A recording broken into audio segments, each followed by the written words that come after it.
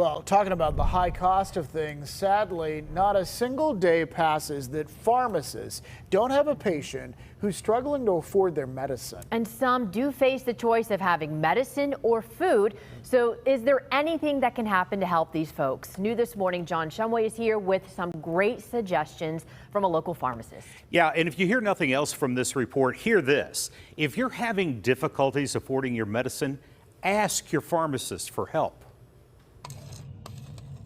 Jeff Wilson is the third generation Wilson behind the pharmacy counter at the family pharmacy in Lawrenceville and feels for his customers' struggles.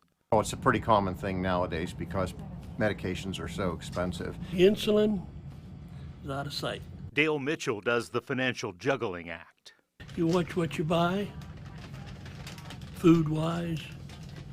You got to make sure you pay all your bills.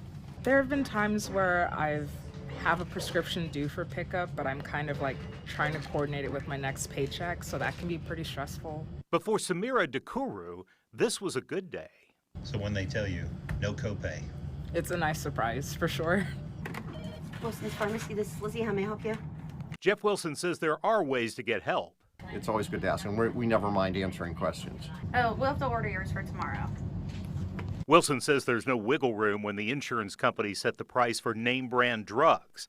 But generics? We might be able to give you, say, a 90-day supply where you're paying $47 for a 30-day supply. We might be able to give you a 90-day supply for $19.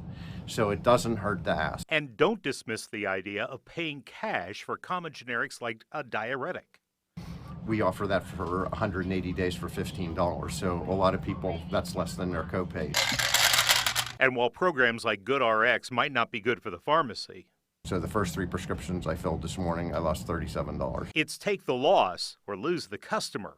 Meanwhile, there are other programs like the lottery-funded PACE that helps those over 65 on Medicare. It doesn't cost us anything, and it doesn't cost you anything, but it can save you significant dollars. And Wilson says don't forget the coupons.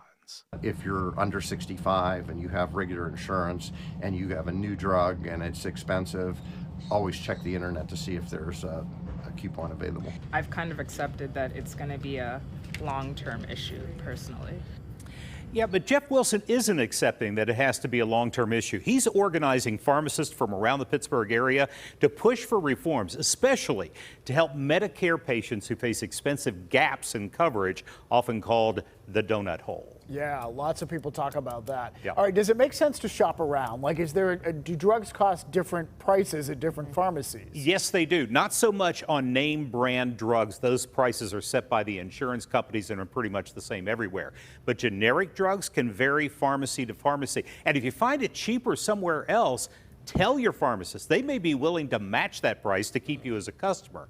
And it all begins with talking to your pharmacist about discounts. Don't be afraid to speak up and ask.